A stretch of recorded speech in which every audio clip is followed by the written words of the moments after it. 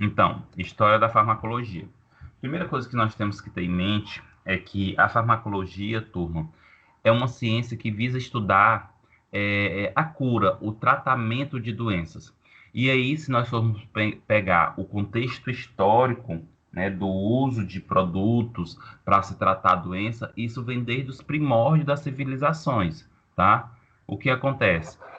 Desde os primórdios das civilizações já se utilizava algum produto para o tratamento de alguma doença, porque desde que o homem era homem, já existiam também as doenças.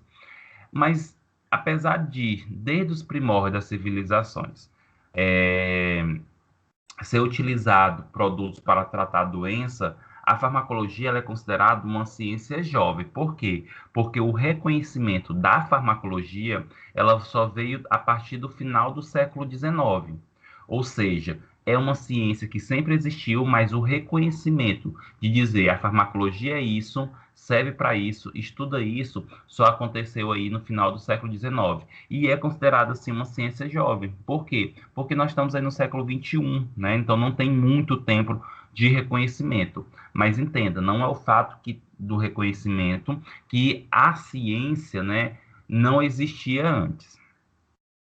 E aí, para nós compreendermos um pouco sobre a farmacologia, é importante entender que a farmacologia é uma palavra que deriva do grego, que significa fármaco, e de modo geral, a farmacologia é uma ciência que estuda o mecanismo de como as substâncias agem no nosso organismo, alterando esse sistema fisiológico, esse sistema biológico.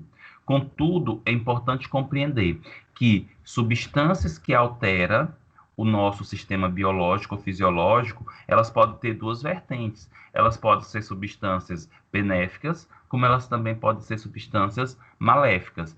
Mas quando a substância ela exerce um efeito benéfico no nosso organismo, a ciência que estuda é a farmacologia. Enquanto que a substância que exerce um efeito nocivo, né, um efeito maléfico no nosso organismo, a ciência que estuda, no caso, é a toxicologia.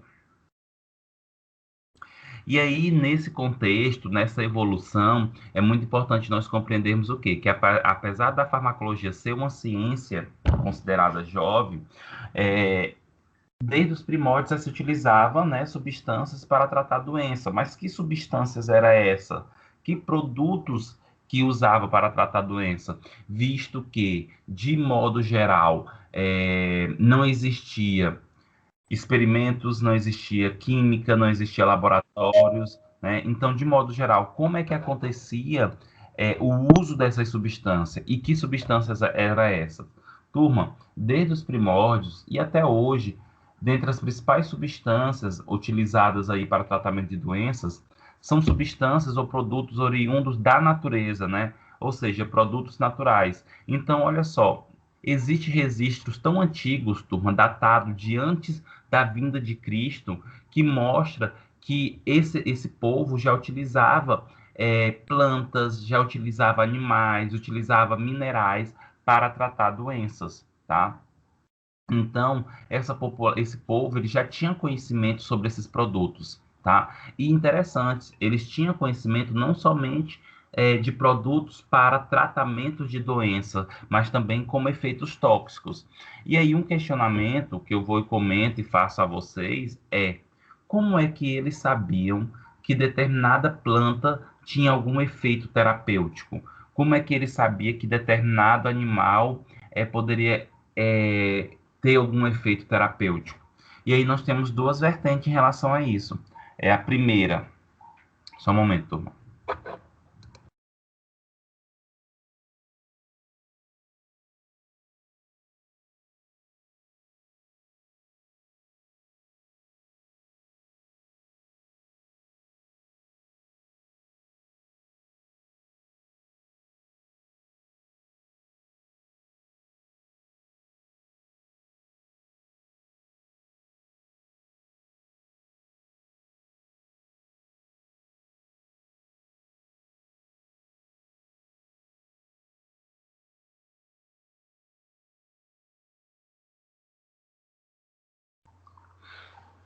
Então, turma, a primeira vertente, né, que explica como é que eles sabiam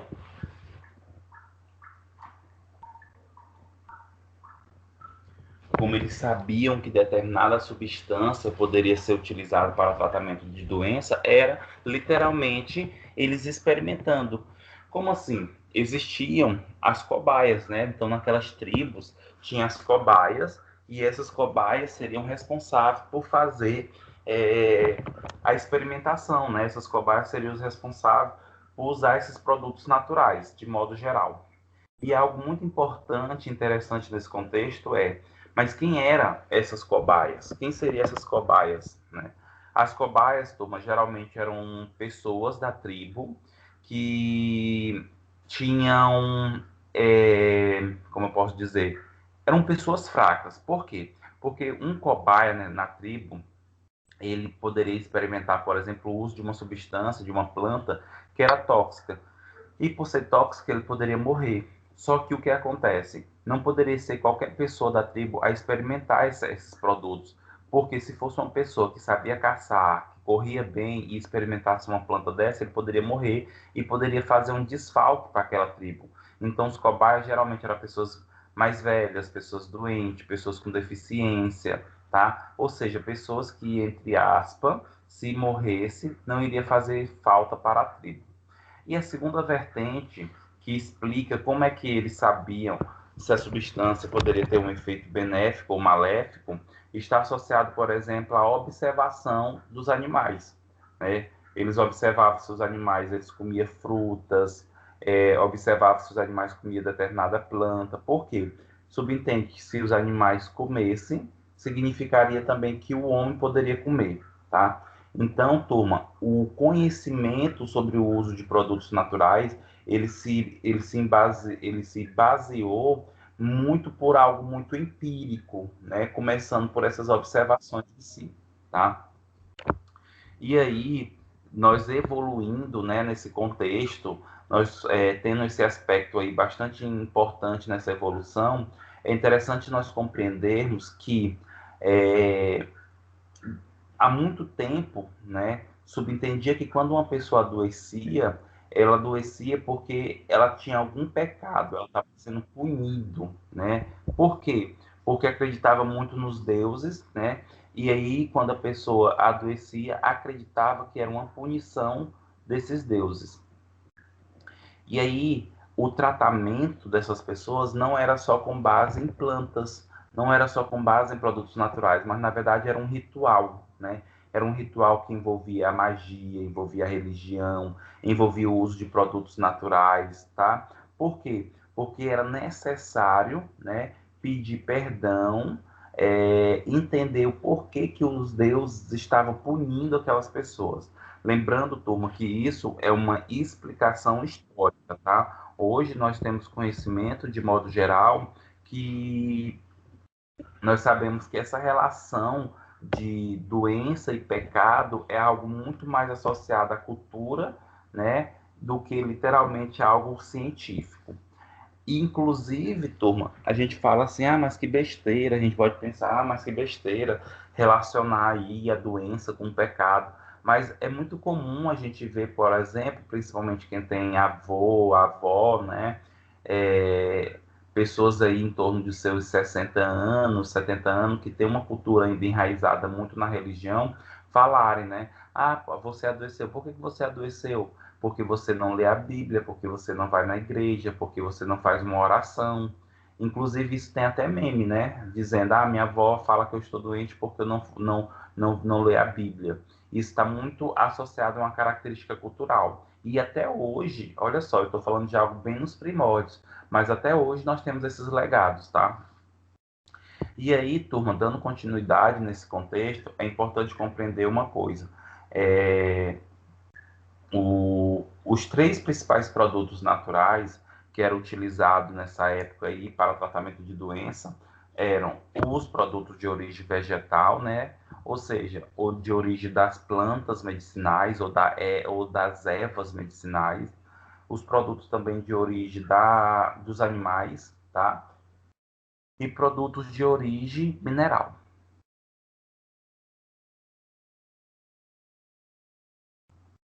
Nesse contexto, turma, até hoje nós temos legado dessas características, tá? Nós temos legado desses produtos em si.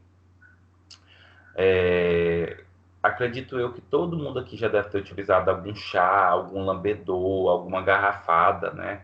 E nós utilizamos até hoje produtos de origem natural, por exemplo, as plantas, em algum contexto. E nós temos muitos medicamentos que são oriundos de plantas, como por exemplo, um medicamento muito conhecido por vocês, o ácido acetil salicílico, né? O AS, o melhoral infantil, tá? O ácido acetil salicílico, turma, é uma substância que é oriundo de uma planta chamada salgueiro, tá? E até hoje é considerado um excelente anti-inflamatório. E existem milhões de substâncias que foram descobertas a partir de plantas medicinais. E de animais, né? Nós também temos medicamentos que foram descobertos de animais, produzidos a partir de substâncias encontradas nos animais. Um bem clássico é o captopril, que é um medicamento utilizado para pressão alta, né, para hipertensão. Ele é um medicamento, turma, que é inibidor da enzima conversora de angiotensina 1, que é uma enzima responsável por elevar a nossa pressão, tá? E o captopril, gente, ele foi descoberto a partir do veneno da cobra jararaca brasileira, tá? E pensando nesse contexto, nós também temos muitos produtos de animais que nós utilizamos no nosso dia a dia. Por exemplo, tem pessoas que utilizam sebo de carneiro, né, para fazer pomada, creme para passar nos pés, para rachadura. Tem pessoas que utilizam a banha da galinha quando está com gripado, com catarro no peito, com muco. Tem pessoas que utilizam, por exemplo, a banha de cobra cascavel para passar nas articulações, para diminuir a inflamação, para tratar artrite. Então, nós temos muitas situações que justificam o uso desses produtos naturais em si, tá? E, por exemplo, os minerais. Os minerais, turma, são bastante utilizados aí nos dermos cosméticos, né? Se você pegar esses cosméticos antioxidantes, anti-inflamatórios, eles estão com base em argilas e minerais que têm esse efeito, tá? Então, assim, de modo geral, apesar de eu estar comentando para vocês que desde os primórdios se utilizava produtos naturais, isso ainda é corriqueiro, tá? Isso ainda é corriqueiro. Principalmente, por exemplo, quem mora em casa. É muito comum, quem mora em casa tem quintal, ter alguma planta medicinal naquele quintal. Seja um boldo, uma romã, uma erva cidreira, um capim-limão. Tem alguma planta que tem algum efeito terapêutico, tá? Turma, estão escutando direitinho, vendo os slides.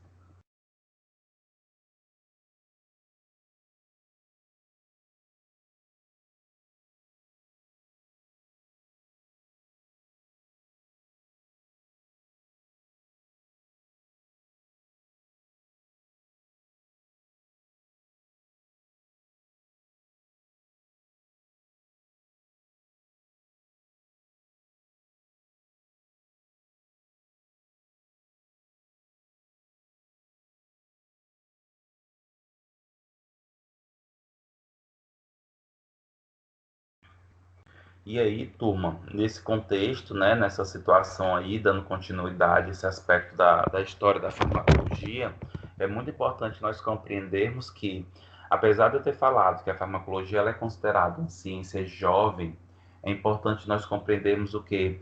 Que nós temos aí uma sequência associada a essa farmacologia de evolução, e nós temos vários documentos que registram o quanto que é antigo a prática do uso de produtos naturais para o tratamento de doença, como por exemplo, existe, por exemplo, um registro datado de 500 anos antes de Cristo, que é um documento chinês, que mostra a utilização de plantas medicinais, né? Então, olha só, gente, 500 anos antes de Cristo já tinha um documento que nesse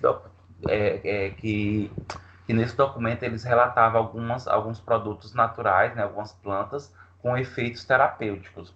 E, além desse, tem um bem mais antigo, que é um manuscrito chamado Herbes Papyrus, que é um manuscrito, um documento egípcio, que é datado de 1500 anos antes de Cristo, que ele já relatava o uso de substâncias, tá, para o tratamento de doenças, mas não somente. Nesse manuscrito também existem informações do uso de substâncias tóxicas.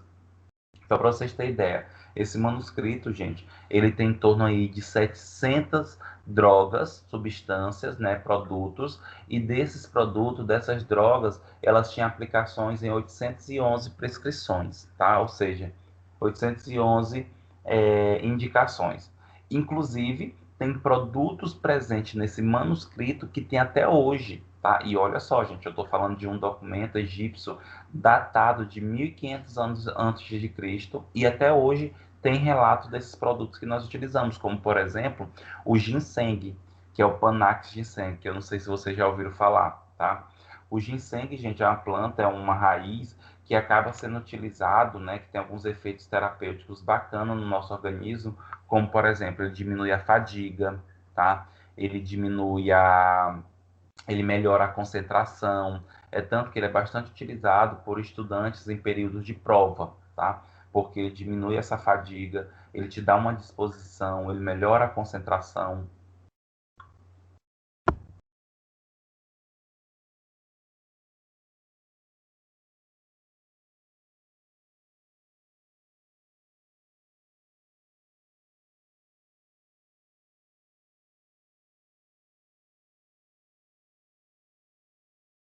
E aí, turma, nessa sequência, tá? Eu vou pedir para vocês dar uma olhada nessas imagens aqui, tá? Nós temos 3 imagens e eu vou dar um minutinho para vocês tentar refletir, tentar entender o que que essas imagens elas transmitem para a gente, o que que essas imagens ela quer dizer para a gente, tá?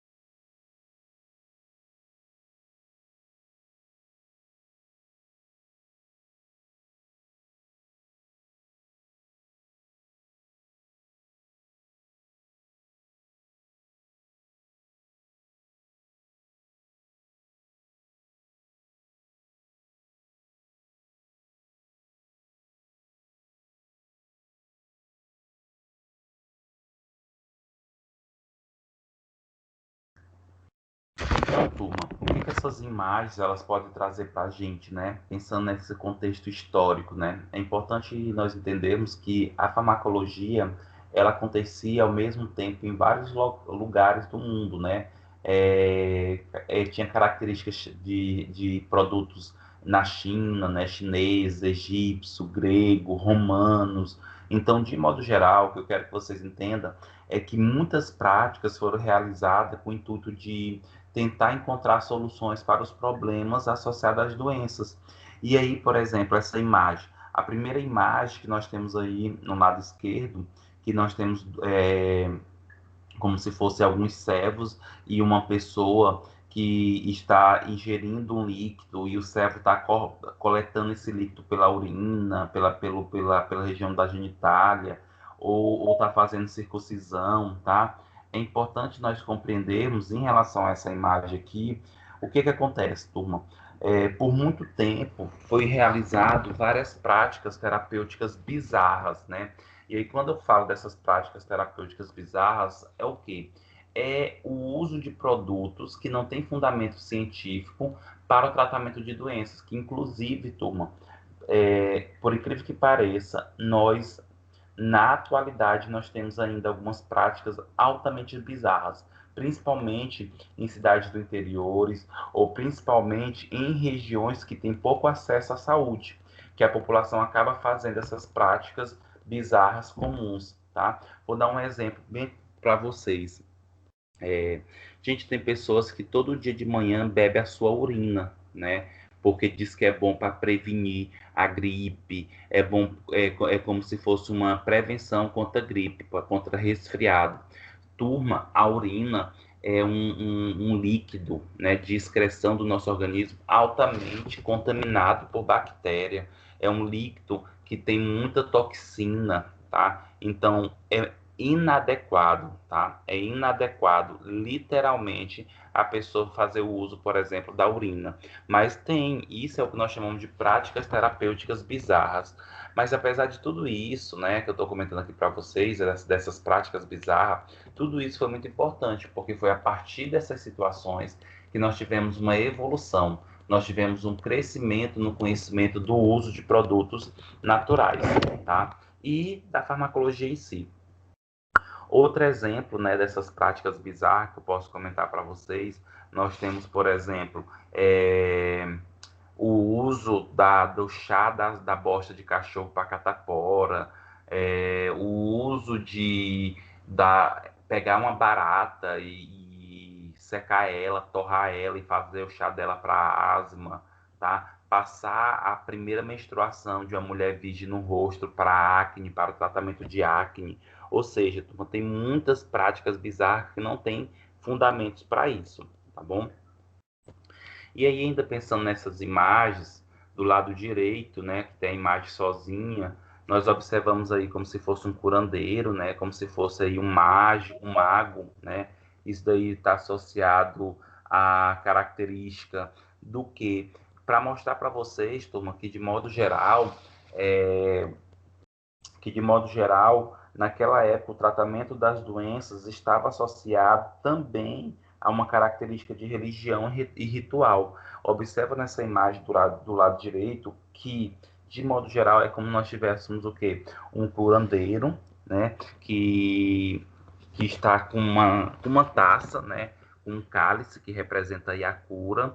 E, além disso, observa que atrás dele é como se tivesse um laboratório cheio de vidraria, né?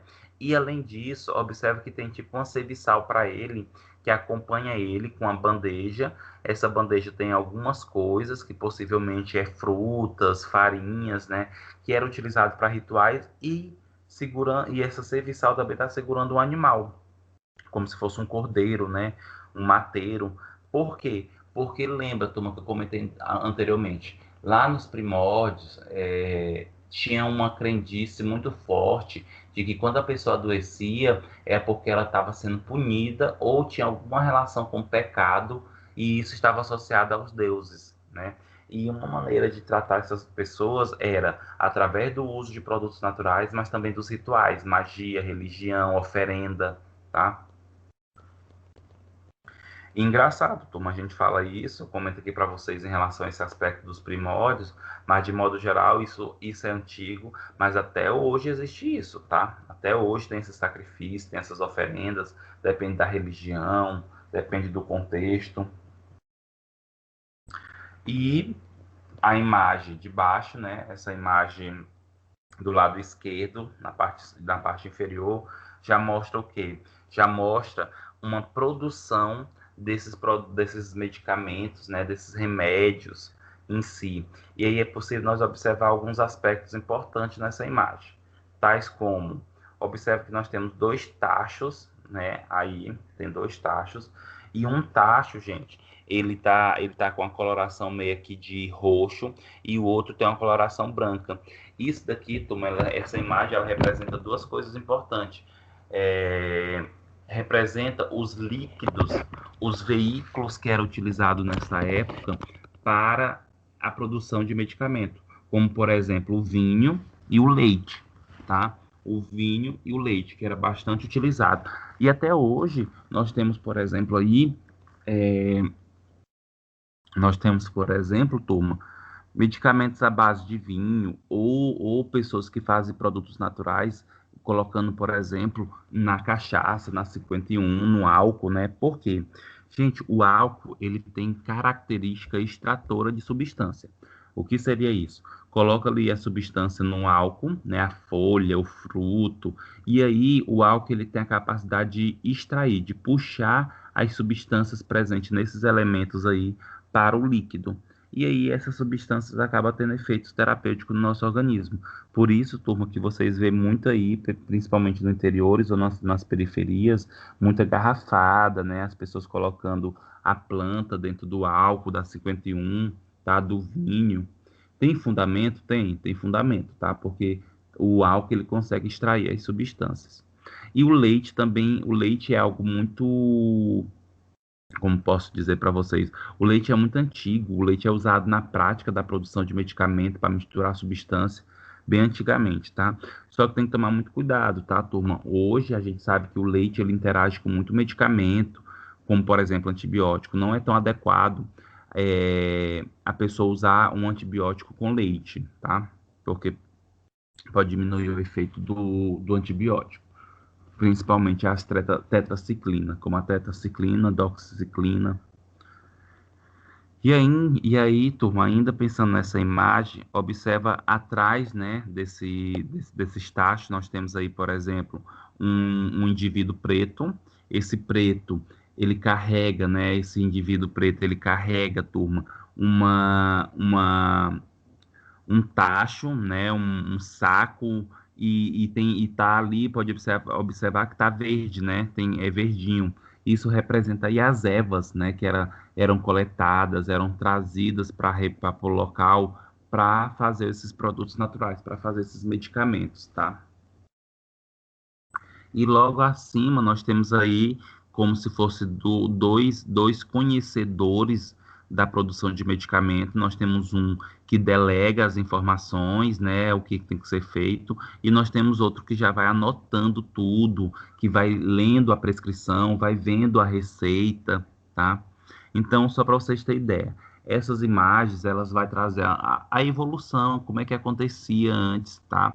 Para tudo isso acontecer, turma, teve muitas práticas bizarras, teve muitos problemas associados em si, tá? Mas chegamos ao que chegamos hoje, tá? De conhecimento terapêutico, de práticas bizarras, infelizmente, muitas pessoas morreram, muitas pessoas foram sacrificadas para ser estudadas, né? Depois, turma, quem tiver a oportunidade, por exemplo, de estudar um pouco sobre a era do nazismo, sobre Hitler, sobre as indústrias farmacêuticas nazistas, né? Mostra a quantidade de experiências, de experimentos bizarros, tristes que foram realizados com os judeus, mas, apesar disso ser doloroso, ser uma vergonha, muitas coisas foram testadas que hoje nós temos conhecimentos, tá? Infelizmente, maltratando as pessoas, fazendo experimentos inadequados, tá?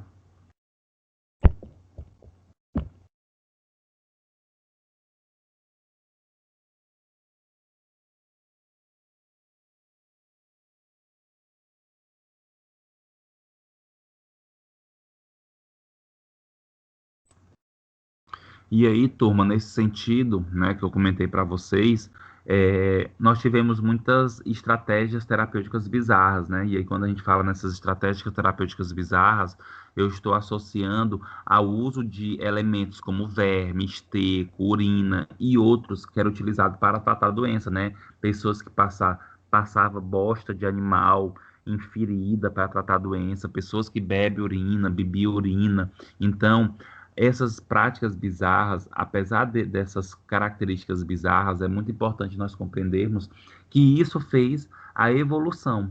Se hoje nós temos conhecimento de determinadas substâncias, se hoje nós temos conhecimento de uso de produtos naturais, isso significa que outrora foi errado, foi usado erroneamente, sem dosagem adequada, sem purificação, e hoje nós temos esse conhecimento, tá?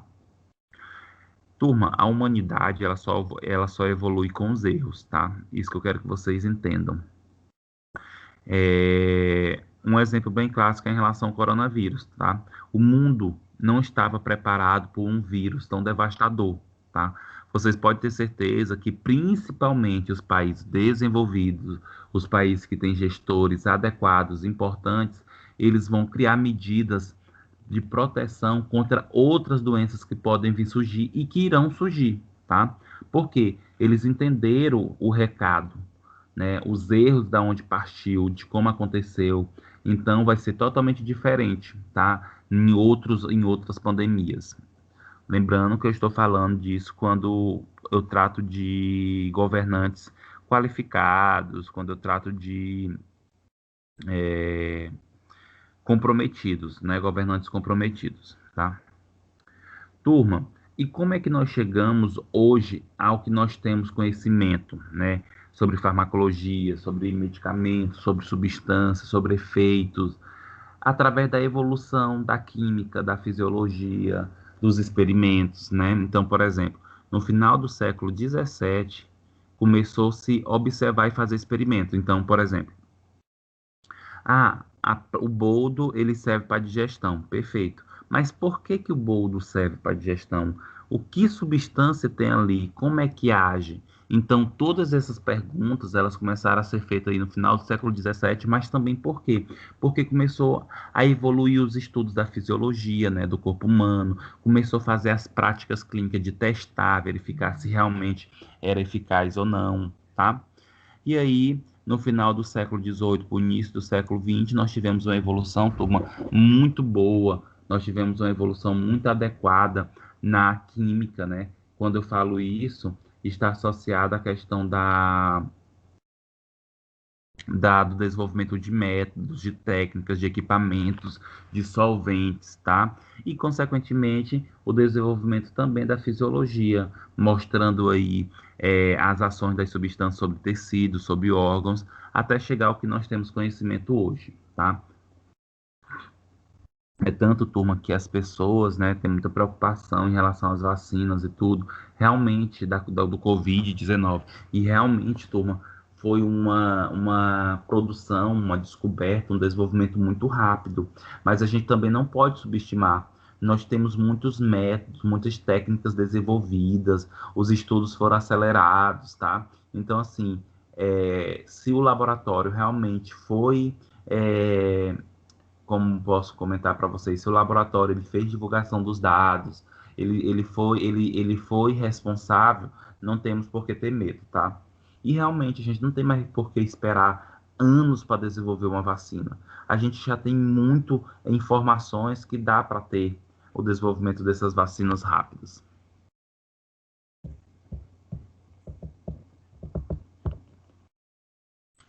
Turma, alguma pergunta sobre o contexto histórico, algum comentário?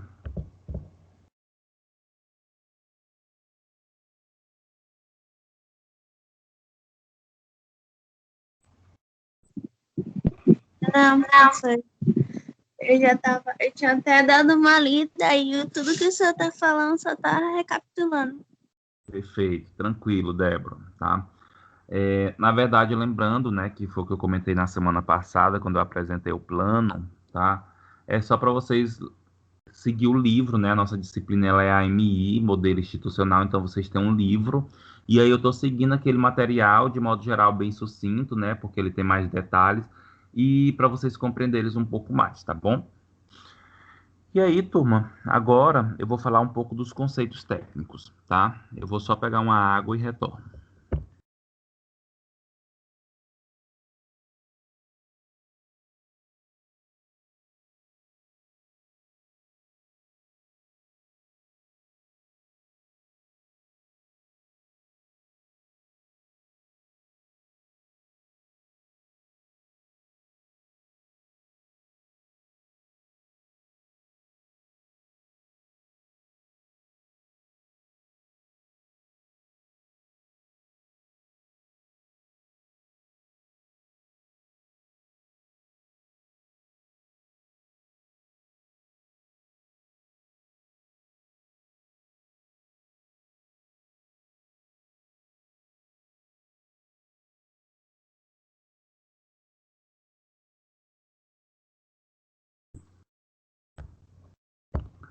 Turma, o primeiro conceito técnico, tá, que eu vou estar mostrando aqui para vocês é droga.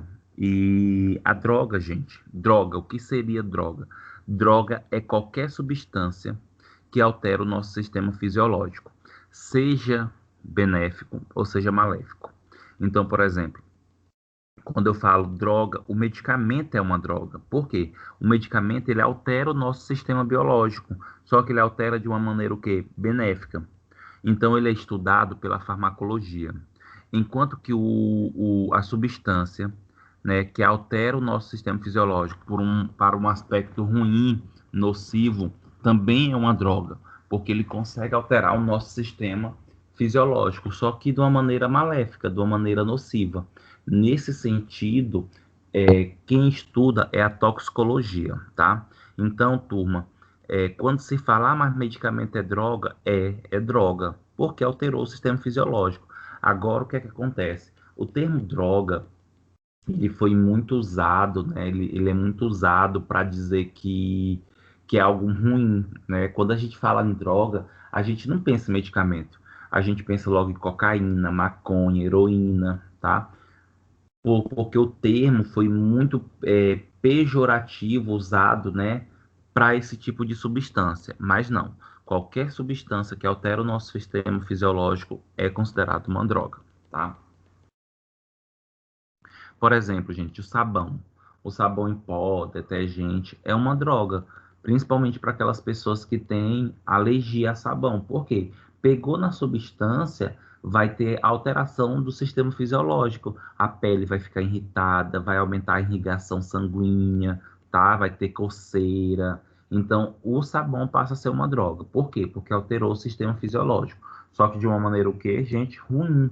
E se altera de uma maneira ruim, consequentemente, é estudado pela toxicologia. E se altera de uma maneira benéfica, é estudado pela farmacologia. Ainda nesse contexto, turma, outro conceito bastante importante, né, que vocês têm que saber e entender é o que é fármaco, tá?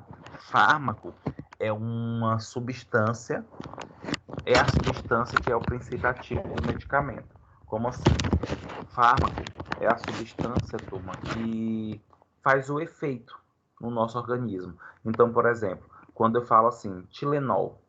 Tilenol é o nome da marca, é um nome comercial. Qual é a substância presente no Tilenol que faz o efeito antitérmico e analgésico? É o paracetamol. Isso mesmo, Débora, paracetamol. Ou seja, o paracetamol é o fármaco, é o princípio ativo, tá? Lembrando, turma, que é muito importante vocês compreenderem que, de modo geral, os medicamentos, quando eu falo medicamento, ele não necessariamente, ele só tem uma substância. Eu tenho que saber que medicamento é. Então, eu tenho um medicamento que pode ter só uma substância, como, por exemplo, turma, o Tilenol, né, que é a substância paracetamol, mas eu tenho um medicamento que pode ter, por exemplo, 4 substâncias. Exemplo, a coristina D, né, que é um multigripal. A coristina D, turma, ela tem ali na sua formulação a substância ácido acetilsalicílico, tem fenilefrina, tem dexclofenamina, tem cafeína. Então, são 4 substâncias que formam o medicamento que tem como marca chamado coristina D. E essas 4 substâncias, cada substância dessa é o fármaco. Cada substância dessa é o princípio ativo, tá? Então, fármaco é a mesma coisa que princípio ativo. E o que é isso? É a substância que faz o efeito terapêutico no nosso organismo. Outro conceito bastante importante, e turma, literalmente um conceito assim, e um conteúdo, uma informação muito importante são essas formas farmacêuticas. Inclusive, nós vamos ter uma aula só de forma farmacêutica, só para vocês terem ideia o quanto que é importante as formas farmacêuticas. Mas, de antemão, o que é uma forma farmacêutica? É a maneira com que o medicamento ele é apresentado ao paciente. Porque, turma, por exemplo, eu quero, se vocês fossem pegar o paracetamol puro é um pó, amarga, ele é áspero, então é muito ruim dar isso para o paciente. Aí o que é que a gente faz? Pega os princípios ativos e transforma eles ou insere eles em forma farmacêutica, que é uma maneira agradável de dar para o paciente, atrai o paciente, a gente pode colocar cor, a gente pode botar formato, a gente pode colocar o cheiro, né? Odor, a gente pode diminuir o amargor ou aumentar o amargor, a gente pode botar sabor. Então, forma farmacêutica, turma, é a maneira com que o medicamento ele se apresenta para o paciente, né? E existem várias formas farmacêuticas, né? Comprimido, pílula, draga, cápsula, solução, suspensão, enema, clíster, supositório. Tem vários tipos de creme, gel, né? Vários tipos de formas farmacêuticas. E essas formas farmacêuticas, gente, elas influenciam, por exemplo, no efeito. Elas influenciam em você ter um efeito mais rápido ou mais demorado. Elas influenciam no local em que vai ser administrado, tá? Por exemplo, um comprimido. Um comprimido ele não vai ser administrado pela via intravenosa, né? Um comprimido não tem como ser administrado pela via intravenosa. Então, as formas farmacêuticas, elas te determinam também aonde pode ser utilizado o medicamento ou não. E aí a gente vai estudar mais detalhadamente sobre os tipos, as vantagens e desvantagens lá na frente, tá? Numa aula própria. Se tiver alguma dúvida, fique à vontade para perguntar.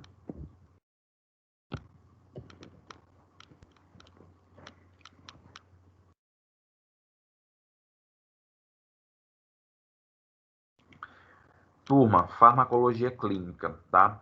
Inclusive, quando eu falo em farmacologia clínica, eu gosto muito de dizer que farmacêutico que é farmacêutico, quando ele se forma, a primeira coisa que ele tem que fazer, principalmente, gente, se ele vai trabalhar, se ele vai atuar em farmácia, literalmente, precisa fazer uma especialização em farmacologia clínica, tá?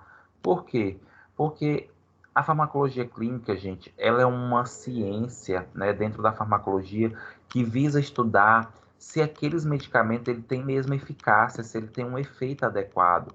Visa estudar se o medicamento tem segurança, tá? E isso é muito importante para o uso dos medicamentos em si, tá? Então, a farmacologia clínica, ela estuda esses efeitos, né, dos medicamentos sobre o ser vivo, principalmente para saber se tem efeito, né, eficácia, se funciona, e também se é seguro, né, se o indivíduo pode tomar, se o indivíduo pode usar, que isso não vai acarretar em problemas maiores. Farmacoterapia, né, farmacoterapia ou farmacoterapêutica. Inclusive, a farmacoterapia, gente, é uma área da farmácia clínica, tá? Da farmacologia clínica. E eu acho interessantíssimo quando se fala na farmacoterapia, porque, turma, não sei se vocês já se questionaram, por exemplo, tem um medicamento, aliás, nós temos 2 pacientes, o paciente A e o paciente B. O paciente A, ele tem gastrite, e o paciente B também tem gastrite. Ambos têm gastrite. E aí os 2 pacientes, eles vão no mesmo médico, e aí o médico passa para o paciente A o medicamento ranitidina, e o médico passa para o paciente B o omeprazol. Oxente, como é que ele passa 2 medicamentos que, apesar dos dois, os 2 medicamentos que eu falei aqui, gente, eles são usados para gastrite. Mas por que para um ele resolveu passar a ranitidina e para outro ele resolveu passar o omeprazol?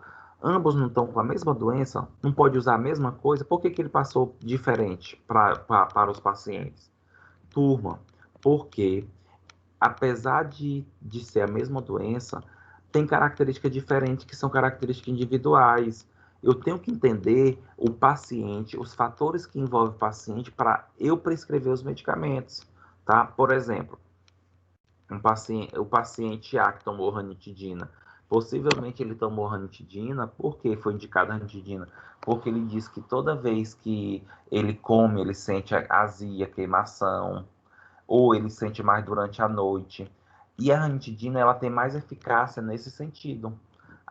É azia por alimentos ou durante a noite. Já o omeprazol, né, os inibidores da bomba de prótons, eles já são usados mais quando a gastrite é mais grave ou quando a pessoa sente dores mais durante o dia. E aí indica o omeprazol. Ou seja, turma, apesar de eu ter vários medicamentos, eu tenho que dar um medicamento adequado de acordo com o perfil do paciente, tá? E quem estuda isso, quem determina isso, é essa farmacoterapia, tá? Só para vocês ficarem cientes. E isso é muito importante, turma. Olha a quantidade de medicamentos que nós temos só para pressão alta, para hipertensão. Nós temos aí os inibidores da enzima conversora de angiotensina 1, nós temos os bloqueadores dos receptores de angiotensina 2, nós temos os beta-bloqueadores, nós temos tanto medicamento para pressão alta, mas por que um toma assim e o outro toma diferente? Porque cada pessoa responde a uma maneira ao medicamento. Cada pessoa tem um tratamento individualizado. É tanto, turma, não é porque a vizinha está com dor nas costas e ela tomou paracetamol que passou, que eu vou passar com paracetamol a minha dor nas costas. Tudo vai depender do paciente em si. Professor, Oi. no caso da ranitidina, ela foi tirada, né, de circulação, não está mais sendo fabricada. Isso, Poliane, Poliane, ela foi descontinuada, tá? Por causa do risco associado a câncer. E mais uma coisa, deixa eu lhe falar, porque assim, às vezes, é como o senhor estava falando do Tilenol, a gente usa ele como, trata ele como linha ética, né? E o Isso. paracetamol é substância. Aí tem pessoas, não no caso do paracetamol em si, mas em outros casos de outros medicamentos que tem a linha ética e tem um genérico. Aí tem médico que diz para o paciente comprar só se for aquele. O ético, no caso, né? Isso. Sim. E às Olha vezes ele é muito caro. isso, e muitas vezes é muito caro porque é aquele medicamento que foi o primeiro a ser desenvolvido, é aquele medicamento que tem uma marca, um nome, né? E tudo que tem nome, tudo que tem marca é mais caro. Poliane, nós vamos ter uma aula só sobre isso, sobre genérico, sobre referência ou ético e sobre similar. Mas só te adiantando um pouco, o medicamento ético, né, a linha ética, é aqueles medicamentos que eles são a referência no mercado, referência em qualidade, referência por ter sido os primeiros a ser desenvolvido, referência pelo material que é usado para fabricar, ser material de primeira, tá? O medicamento genérico, ele é tão bom quanto o ético. Por quê? Porque ele também passa pelos testes de qualidade, que é os testes de bioequivalência e biodisponibilidade, que eu vou falar para vocês também lá na frente. Agora, qual é o problema? Vamos dizer, por que os médicos, muitos prescritores, eles têm preferência pela linha ética? Porque, apesar do genérico ele ter a mesma substância, a mesma concentração, e chega na corrente sanguínea igual ao ético, muitas vezes o medicamento genérico ele muda o que nós chamamos de excipientes. O que seria isso? Um coloca um excipiente. O que é excipiente? São substâncias que vão dar o sabor, vão dar a consistência, tá? Que vão dar essa característica melhor. E aí, como o genérico ele é um pouco mais barato, as indústrias acabam botando esses recipientes inferior ao ético. Mas isso influencia? De modo geral, não. Por quê? Porque a substância que tem que ter ali, não é os recipientes. Mas, gente, é notório. Eu estou tentando aqui lembrar o nome, não sei se vocês podem me ajudar, que é aquele naproxeno, que é o anti-inflamatório. Eu estou tentando lembrar aqui o nome dele comercial, que é o que passa as propagandas. Flanax.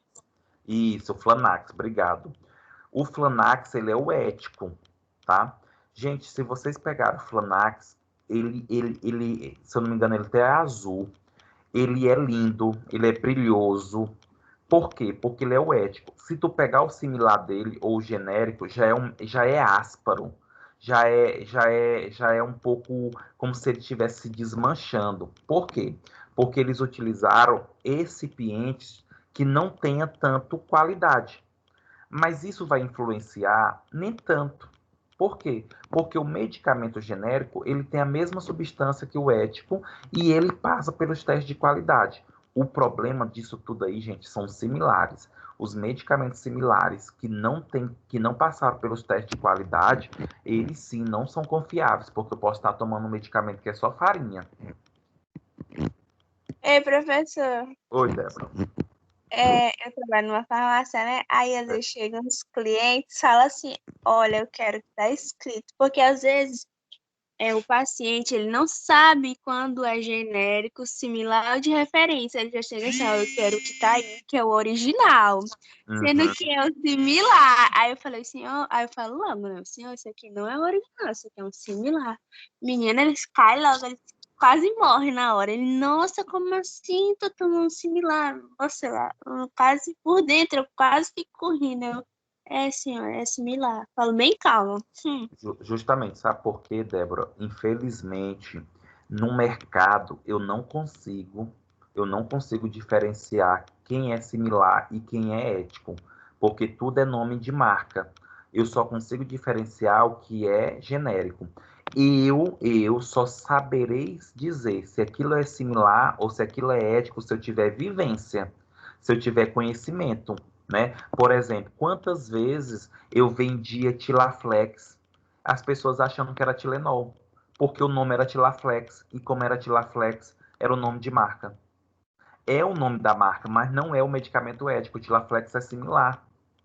Então, assim, aí o que é que eu faço? Aí eu tive uma vivência, passei muitos anos em farmácia, né, tá? Antes de ficar só na docência. Mas eu vou ser muito sincero, eu hoje, como profissional, eu não me desgasto muito mais. Por exemplo, se eu tivesse, eu percebi já no final da minha vida como farmacêutico de drogaria, né, de farmácia, eu percebia que eu já não lutava muito. Então, o paciente chegava ali e dizia, eu quero esse da receita. Então, vai ser esse da receita. Se eu percebesse que tinha abertura, aí sim eu tentava dialogar. Mas, por exemplo, se o paciente já chegasse dizendo que era esse daqui, eu nem discutia. Eu nem chegava a dizer, não, esse aí é o similar. Porque é uma briga cultural muito grande.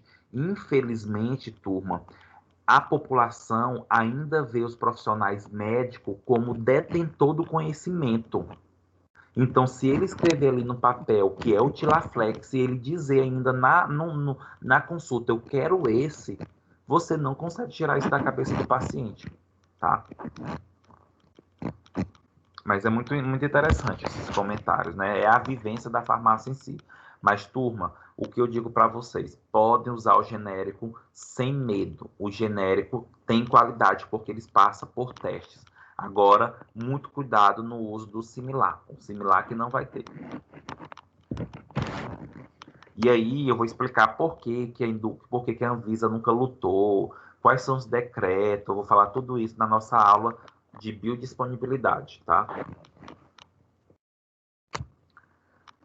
Turma, outro conceito também importante que eu quero comentar aqui para vocês é farmácia e drogaria, né? Gente, farmácia, para ficar assim um pouquinho mais claro, né?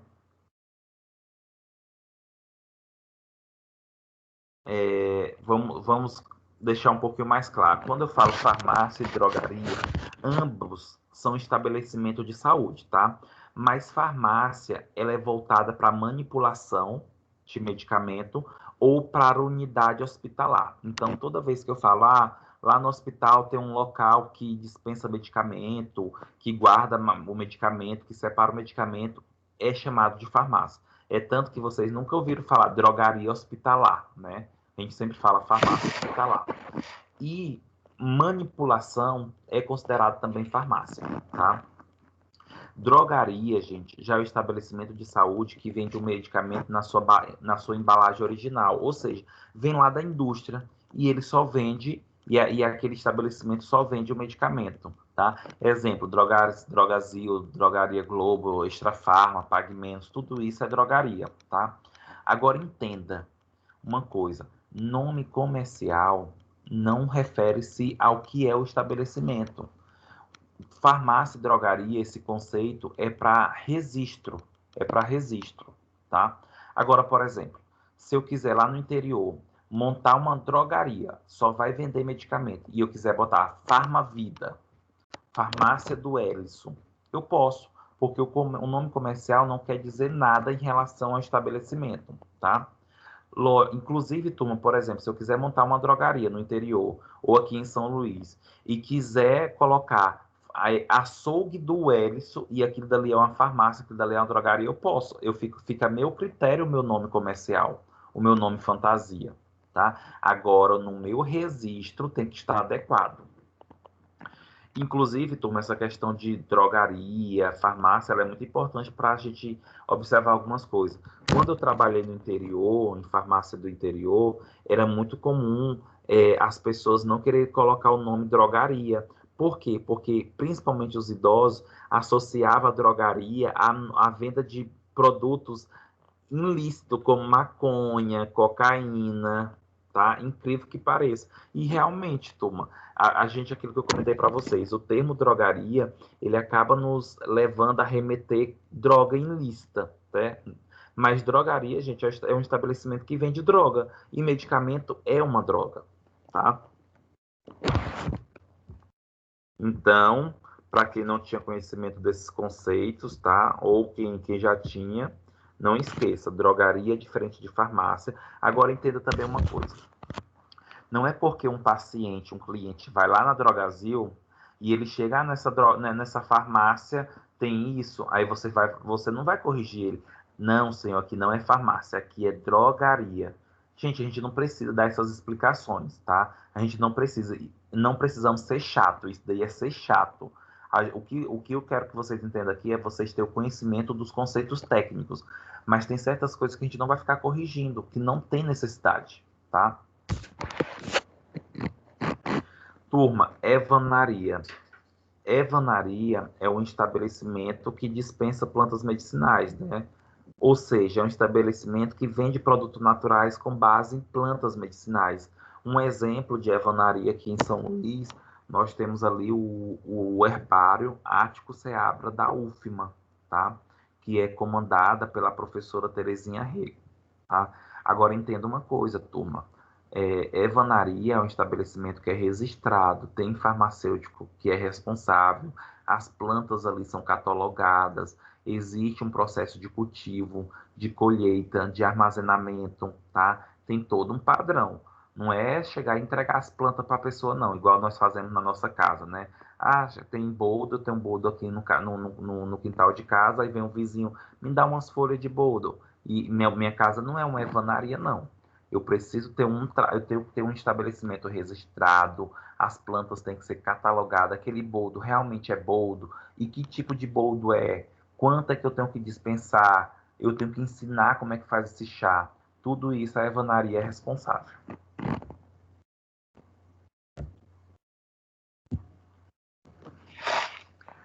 Turma, outro conceito bastante comum, né, que nós utilizamos e que muitas vezes é errado, é remédio e medicamento, tá? Turma, o que vocês chamam mais, remédio ou medicamento?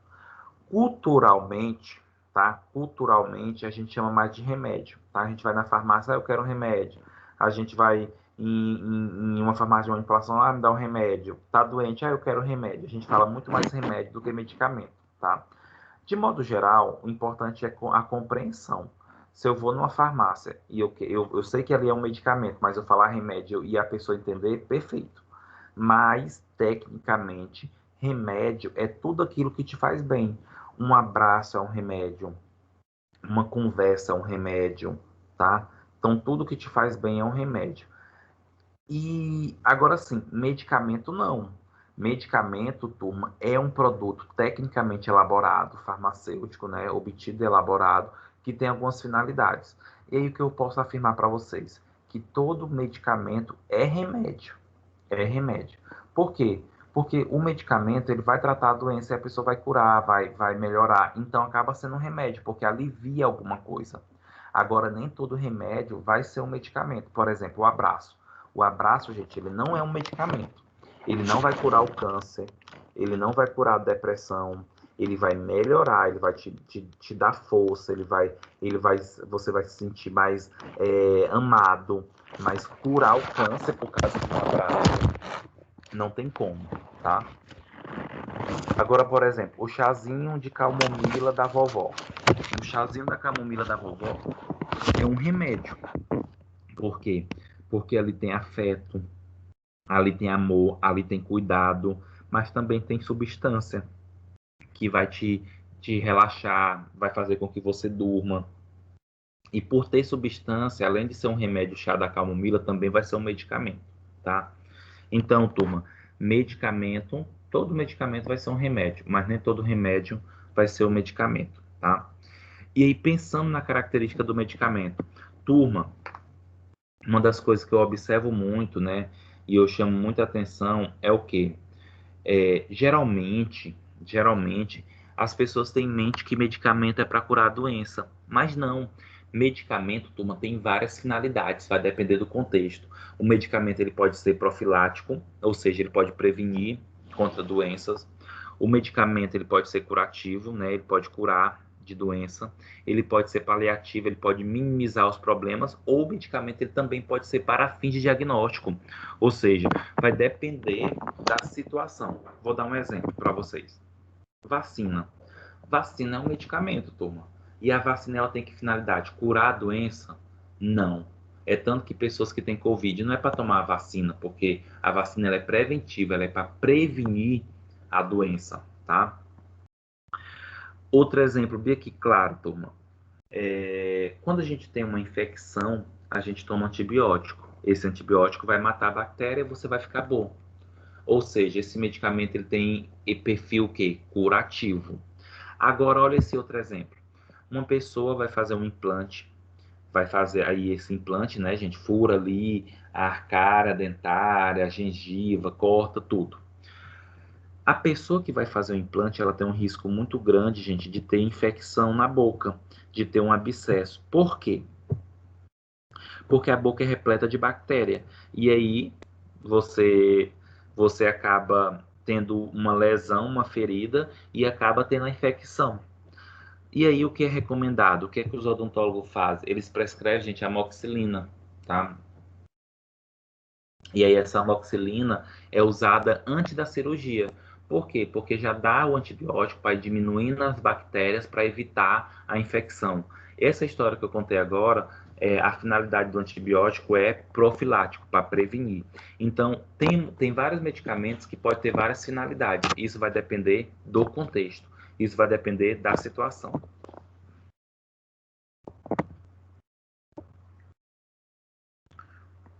Outro exemplo, turma, aí em relação às finalidades dos medicamentos, paliativo. Exemplo, a morfina. A morfina ela é um analgésico que é usado, turma,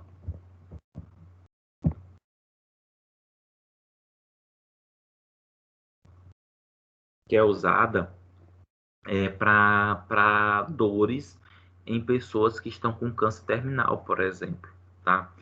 Vai dar morfina, a morfina só vai minimizar, mas ela não vai cessar a dor. Ela é só paliativa nesse sentido, tá? Outro exemplo e outra situação aí para fim de diagnóstico, gente. Eu acho que vocês todos já ouviram falar dos contrastes, né? Os contrastes, eles servem como auxílio na realização de exames de diagnóstico de imagem, né? Exames de imagem. Então, contraste é um tipo de medicamento que ajuda no diagnóstico de doença, tá?